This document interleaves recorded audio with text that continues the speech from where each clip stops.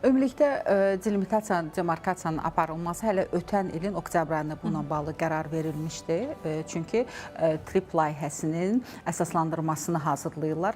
Yəni Paşinyan da onu qeyd etdi və hətta onu bacardıqları qədər tez hazırlamaq, hətta martda bitirmək istəyirlər. Görünür ki, Birləşmiş Ştatlar hökumətində baş vermiş, yəni İran ətrafında gedən proseslər və yaxud da ki, sahədə olan proseslər müəyyən mənada ləngimələr yaratdı.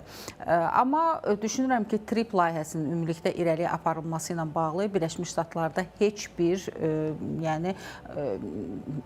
məhdudiyyət və yaxud da ki, bununla bağlı hansısa bir maneə yoxdur. Tam sürəti ilə gedir, yəni bunu bir mənalı olaraq söyləmək lazımdır. Onlar ara-sıra bununla bağlı, yəni o işçi qrup tamamilə farklı bir istiqaməti aparır. Bu Cənubi Qafqaz layihəsi kimi nəzərdən keçirilir. Orada belə bir departament da var. Yəni bu sırf onların işi olaraq həyata keçirilir və düşünürəm ki, hansısa geosiyasi proseslər Birləşmiş Ştatlar tərəfindən aparılan bu layihəyə bu və ya digər şəkildə maneələr yarada bilər.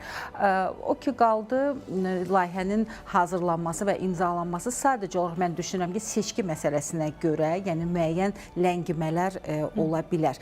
Ümumilikdə Ermənistan daxilində də Birləşmiş Ştatlar tərəfindən böyük investisiyaların qoyulması, bildiyiniz kimi orada data bazaların tikilməsi ilə bağlı Birləşmiş Ştatlar tərəfindən çox böyük yatırımlar ediləcəkdir və bu cür layihələr ümumilikdə Ermənistan ictimaiyyəti tərəfindən də çox dəstəklənir və Ermənistan daxilində misal olaraq söyləmək istəyirəm ki, çox böyük orada da quruculuq işləri gedir, tikinti işləri gedir. Yəni bunlar hamısı kiçik Ermənistan, büdcəsi zəif bir ölkə.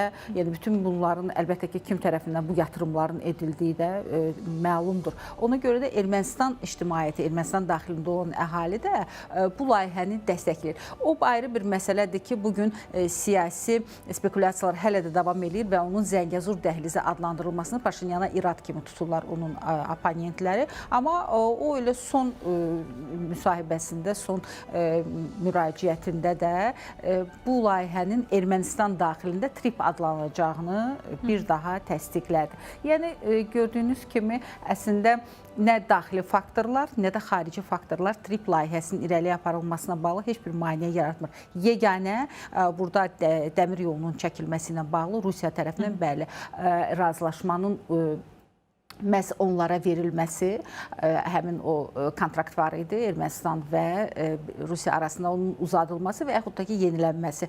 Onunla bağlı yenə də müzakirələr gedir. Amma Ermənistan bu dəfə də iqtisadi faktoru ortaya qoyub. O söylür ki, bu Qazaxıstan da ola bilər. Niyə görə fikirləşirsiniz ki, biz bunu Birləşmiş Ştatlara verəcəyik? Yəni, Rusiya tərəfi etiraz edir ki, orada digər bir ölkənin, xüsusilə yəni Birləşmiş Ştatların hansısa bir iş aparmasına onlar razı olmayacaqlar. Onlar üçün qırmızı xətt kimi bu keçir. Amma Paşinyan da söylədi ki, heç Birləşmiş Ştatlar olmayacaq, ayrı bir ölkə olacaq. Elə MDB-yə daxil olan, Rusiya ilə münasibətləri heç də pis olmayan ayrı bir ölkə də buraya cəlb oluna bilər. Yəni, əslində, bilirsinizmi, Paşinyanın məqsədi bu və ya digər şəkildə Moskvaya anlatmaqdır ki, onsuz da keçinə bilir.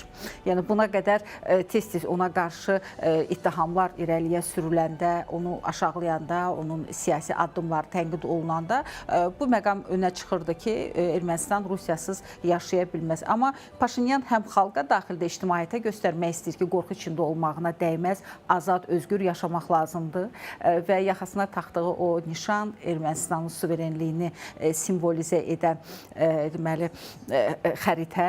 Əslində, yəni bugün Ermənistan hakim partiyasının əsas devizi kimi keçir ki, sərhədləri olmayan ölkə deyil. Məncə, yəni obyektiv yanaşdaq düşüncə etibarilə düzdə söyləyirlər.